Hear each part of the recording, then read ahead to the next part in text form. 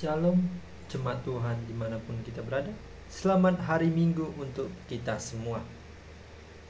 Dan juga selamat memperingati hari Pentakosta untuk kita semua. Kita bersyukur kita bisa memperingati hari Pentakosta di hari Minggu yang cerah ini. Pemberitaan firman Tuhan kita pada hari ini terambil dari Kisah Para Rasul 2 ayat yang pertama sampai dengan 13. Kisah Para Rasul 2 ayat yang pertama sampai dengan 13 dengan judul perikop Pentakosta. Begini firman Tuhan. Ketika tiba hari Pentakosta, semua orang percaya berkumpul di satu tempat. Tiba-tiba turunlah dari langit suatu bunyi seperti tiupan angin keras yang memenuhi seluruh rumah di mana mereka duduk. Dan tebalah kepada mereka lidah-lidah seperti nyala api yang bertebaran dan hinggap pada mereka masing-masing. Maka penuhlah mereka dengan Roh Kudus. Lalu mereka mulai berkata-kata dalam bahasa-bahasa lain, seperti yang diberikan oleh Roh itu kepada mereka untuk mengatakannya. Waktu itu di Yerusalem diam orang-orang Yahudi yang saleh dari segala bangsa di bawah kolong langit. Ketika turun bunyi itu, berkerumunlah orang banyak. Mereka bingung, karena mereka masing-masing mendengar rasul-rasul itu berkata-kata dalam bahasa mereka sendiri. Mereka semua tercengang-cengang dan heran, lalu berkata, "Bukankah mereka semua yang berkata-kata itu orang Galilea? Bagaimana mungkin kita masing-masing mendengarkan mereka berkata-kata dalam bahasa kita sendiri, yaitu bahasa yang kita pakai di negeri asal kita?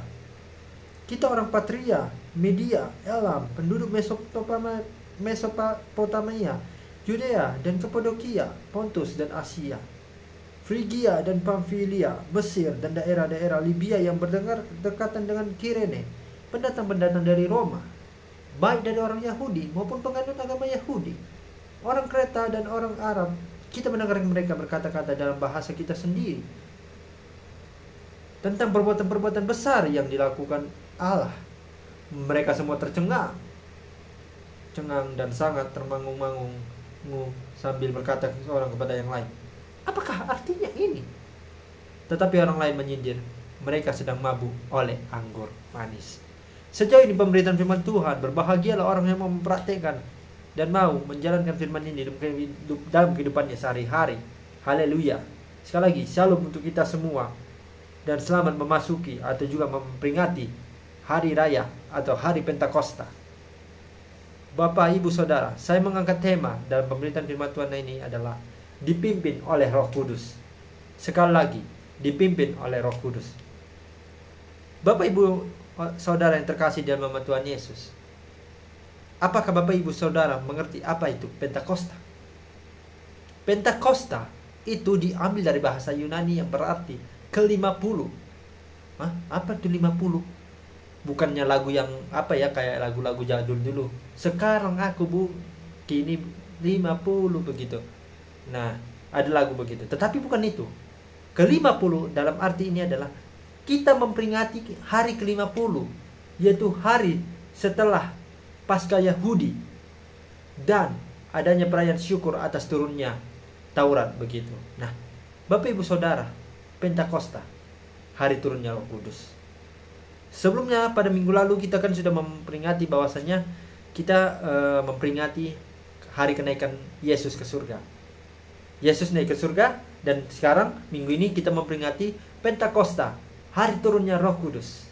Nah, Bapak, Ibu, Saudara yang terkasih di dalam nama Tuhan Yesus, apakah Bapak, Ibu, Saudara mengerti tentang bahasa roh? Apakah Bapak, Ibu, Saudara bisa berbicara dalam bahasa roh? Dalam firman Tuhan kita pada hari ini berbicara, banyak orang ketika mereka melihat dalam rasul-rasul, mereka itu berbicara dalam bahasa roh begitu. Bahasa yang kurang mengerti oleh mereka. Mereka bertanya-tanya, "Lah, ini rasul-rasul ada apa ini sebenarnya? Ngomong-ngomong kok pakai bahasa yang lain begitu daripada kita? Meskipun kita dari daerah yang berbeda-beda, tetapi kenapa para rasul itu ngomong dengan cara berbeda begitu?" Nah, menjadi pertanyaan juga Bapak, Ibu, Saudara. Kita tahu bahwasannya bahasa roh itu kan sering dipakai oleh gereja-gereja yang berkarismatik. Pendeta-pendetanya mengangkat tangan dalam berbahasa begitu, yang seperti seperti begitu. Nah, Gereja karismatik yang memakai rata-rata yang pernah saya dengar itu adalah GMS begitu. Nah, saya pernah waktu itu ketika saya mengikuti ibadah di gereja Mawar Saron itu GMS yang ada di Salatiga. Nah, GMS Salatiga pernah saya mendengarkan pendetanya itu ketika penyembahan, pendetanya itu mengangkat tangan dan berbicara dalam bahasa roh. Saya bingung, ini pendeta ngomong bahasa apa? Kok bisa begini?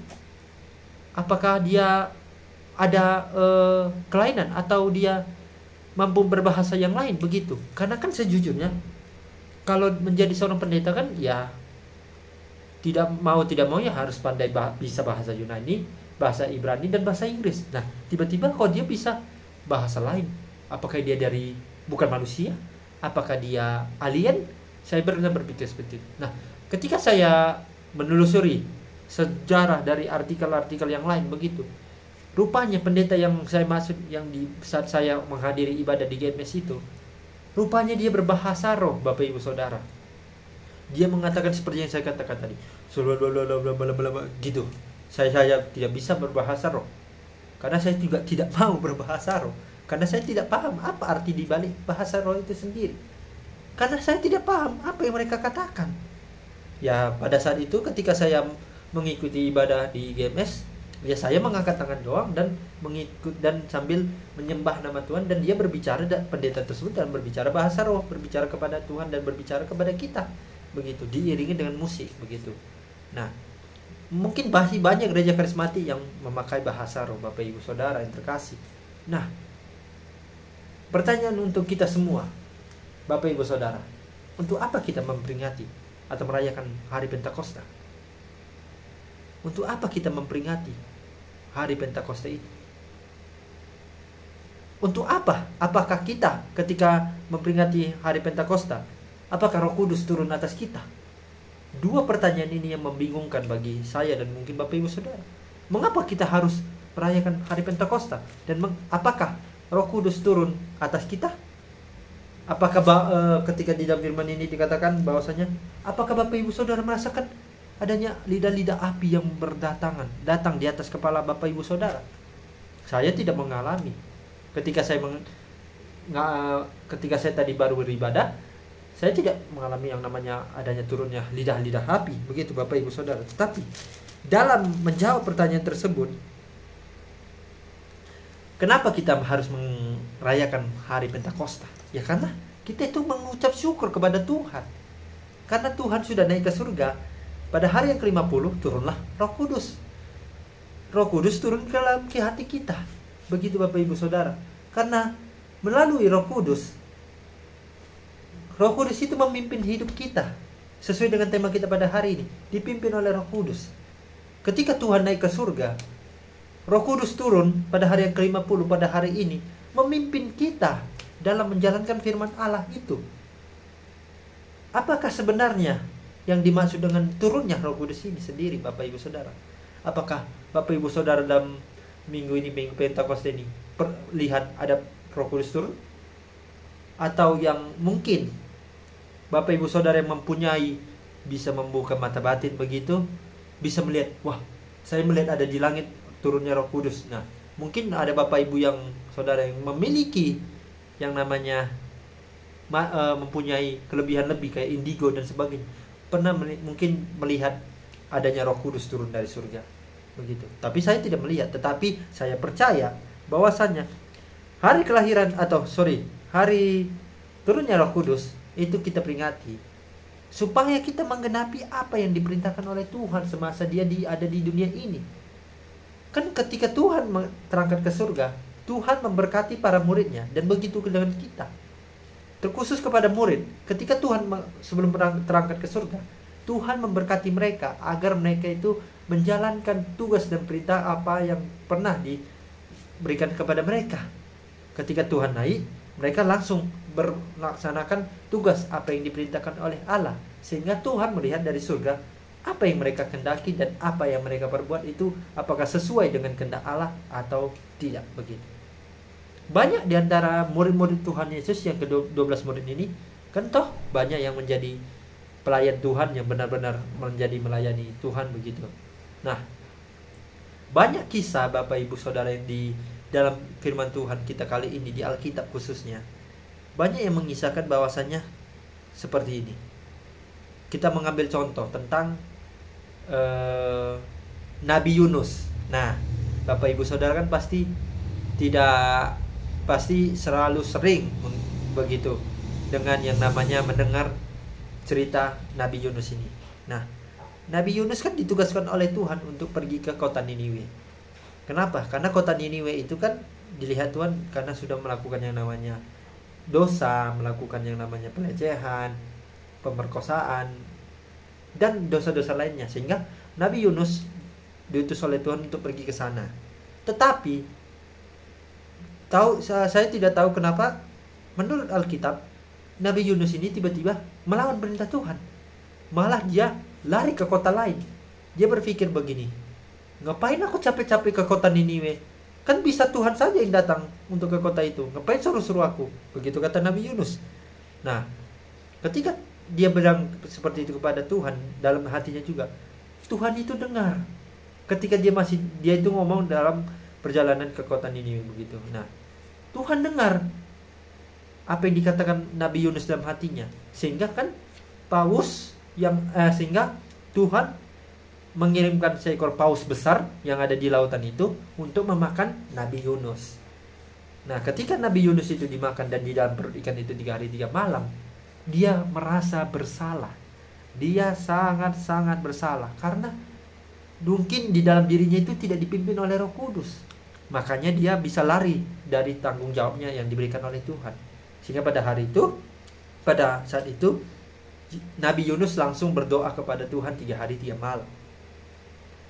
Kan Nabi Yunus bilang, Tuhan maafkan aku karena telah melanggar janjimu. Aku berjanji akan pergi ke kota yang engkau utus aku untuk pergi ke sana. Dan seketika itu juga Tuhan menyuruh paus itu untuk memuntahkan Nabi Yunus ke darat. Dan pada akhirnya Nabi Yunus pergi ke kota Niniwe untuk menyadarkan mereka supaya mereka bertobat sebelum Tuhan yang namanya menurunkan yang namanya musibah-musibah yang lebih besar lagi. Begitu. Nah, dari cerita Nabi Yunus ini, kan pada awalnya kan tadi Nabi Yunus itu tidak dipimpin oleh Roh Kudus. Tapi ketika dia langsung, wah aku salah, aku tidak harusnya seperti ini, tetapi aku harusnya menjalankan tugasku karena aku telah akan dipimpin oleh Roh Kudus itu sendiri. Begitu Bapak Ibu Saudara. Nah, kembali kepada kita Bapak Ibu Saudara. Apakah kita mau dipimpin oleh Roh Kudus dalam memaknai hari Pentakosta ini? Nah, Bapak Ibu Saudara yang terkasih, banyak gereja di Jawa ini, baik itu GKJ, GKJW, GKJTU, dan banyak gereja di Jawa ini yang khususnya yang beraliran bahasa Jawa, GKI begitu juga ada. Nah, mereka kan melaksanakan yang namanya hari ini itu melaksanakan yang namanya persembahan undu-undu. Jadi persembahan undu-undu itu adalah ibadah undu-undu itu adalah ibadah pengucapan syukur atas turunnya Roh Kudus kepada mereka, kepada kita juga yang mau datang beribadah, dan mereka mengucap syukurnya itu melalui persembahan undu-undu. Jadi ada mereka yang memakai baju daerah begitu, dan juga mempersembahkan apa yang mereka miliki dalam hidup mereka. Mereka mempersembahkannya baik itu dalam bentuk buah, sayur, uang, dan sebagainya. Makanya disebut sebagai ibadah undu-undu atau persembahan dalam bahasa Indonesia. Nah, Bapak Ibu Saudara yang terkasih, bagaimana kita bisa merefleksikan apakah kita mau dituntun terus oleh Roh Kudus melalui firman Tuhan kita pada hari ini, pada hari Pentakosta ini. Sejatinya kita itu harus tetap bersyukur dan berterima kasihlah kepada Tuhan, karena kita bersuka cita bahwasanya hari Pentakosta ini hari yang sangat-sangat ceria dan hari yang menuntun kita agar kita tetap hidup di dalam Roh Kudus. Roh Kudus itu merupakan wujud penyertaan dari Tuhan yang mengutus kita supaya kita tetap terus memiliki yang namanya penuh semangat, tanggung jawab di dalam kehidupan kita sendiri. Dan pada akhirnya dalam pemberitaan firman Tuhan ini kan orang-orang Galilea itu kan diberi semangat, diberi tanggung jawab, dan diberi kekuatan oleh Tuhan, dan mereka bisa berbahasa roh dan berkhotbah. Bayangkan. Nah, itu dia. Jadi, apapun yang kita alami, apa yang kita rasakan sekarang ini, ketika bisa Bapak Ibu bisa saudari bisa berbahasa roh, pergunakanlah bahasa itu dengan baik, dan gunakanlah bahasa itu untuk memuliakan dan bekerja di dalam nama Tuhan saja. Untuk itu Bapak Ibu Saudara yang terkasih, sebelum saya menutup pemberitaan firman Tuhan kita pada hari ini, saya mempunyai sebuah kisah Bapak Ibu Saudara. Nah, kisahnya ini begini. Ada sepasang kekasih. Nah, sepasang kekasih ini kita bilang dimulai dari awal itu berjalan dengan lancar karena dipimpin oleh rasa yang benar-benar bersukacita di dalam diri. Nah, lambat laun memang masih lancar, tetapi pada suatu saat ketika tiba-tiba mereka bertengkar, Bapak Ibu Saudara. Yang si Jawa bilang begini, aku udah malas sama kamu, mending kamu pergi aja, aku gak suka lagi sama kamu. Si cewek bilang, apa yang kamu gak suka sayang? Apa yang kamu gak suka dari aku? Apa yang membuat kamu seperti ini? Kenapa sih kamu berubah? Ya, aku begini. Kenapa aku bilang begitu? Begini, karena aku melihat kamu itu dengan yang lain begitu. Di saat aku belajar di kuliah, kamu di rumah, katanya kamu di rumah, malah aku lihat kamu ketika aku pulang kuliah jalan dengan orang lain. Itu siapa? Kalau kamu gak mau jelasin, ya aku udah cukup atas penjelasan kamu. Nah, dari situ aja Bapak Ibu Saudara kita bisa tahu bahwasannya perempuan ini padahal sudah berjalan dengan baik mereka dalam menjalin hubungan, tetapi ketika suatu saat malah perempuan ini tidak suka atau seperti bermain dengan laki-laki lain. Pertanyaan Bapak Ibu Saudara, berarti perempuan ini itu tidak menepati janjinya dalam hubungan Bapak Ibu Saudara. Dia itu hidupnya tidak dipimpin oleh roh, sehingga hati si cowok diduakan oleh perempuan ini. Dan pada akhirnya makanya kan Bapak Ibu Saudara, si cowok bilang, kita cukup sampai di sini saja. Aku tidak mau lagi bertemu dengan kamu. Aku sudah muak dengan atas apa yang kamu lakukan kepada aku. Kamu sudah pergi dengan yang lain. Aku lagi giat-giatnya belajar demi untuk mendapatkan masa depan yang lebih baik untuk kita berdua. Tetapi pada suatu ketika aku melihat kamu berjalan dengan yang lain. Makanya si cowok marah kepada cewek, dan pada akhirnya mereka berpisah. Apa yang kita bisa dapatkan dari kisah ini Bapak Ibu Saudara? Berarti selama ini si cowok sudah tulus banget untuk mencintai si cewek dalam hubungannya. Tetapi ketika pada suatu saat si cowok itu melihat si cewek itu jalan dengan yang lain, berarti si cewek ini menduakan hati dari si cowok ini. Apakah si cowok sakit hati? Ya tentu sakit hati dong. Kalau ada hal seperti ini pasti sakit hati dong. Bagaimana hubungan Anda kalau ada di antara kalian yang menduakan hati antara cowok atau cewek kalian? Pasti sakit. Makanya itu kalau mau berhubungan itu dipimpin oleh Roh Kudus. Tuhan yang menunjukkan supaya hubungan kalian itu tetap langgeng, tetap lancar sampai, kalau bisa sampai hidup semati begitu. Sampai akhir begitu. Sampai maut atau takdir yang memisahkan. Nah, Bapak Ibu Saudara, dari cerita ataupun pemberitaan firman Tuhan ini, saya mau mengajak kepada kita semua untuk kita tetap hidup dipimpin oleh Roh. Kita harus tetap semangat, tetap bekerja di dalam nama Tuhan, dan menjalankan perintah Tuhan di dalam diri kita. Dan pada saat ini, dalam memperingati hari Pentakosta ini, mari saya mengajak kepada Bapak Ibu Saudara untuk memaknai hari Pentakosta yang penuh sukacita ini. Kita penuh semangat jalani hari-hari ini bersama dengan Tuhan kita Yesus Kristus. Semoga pemberitaan firman Tuhan kita pada hari ini yang saya sampaikan pada Bapak Ibu Saudara bisa berguna dan bermanfaat bagi hidup Bapak Ibu Saudara dan saya. Amin. Tuhan Yesus memberkati. Selamat hari Pentakosta.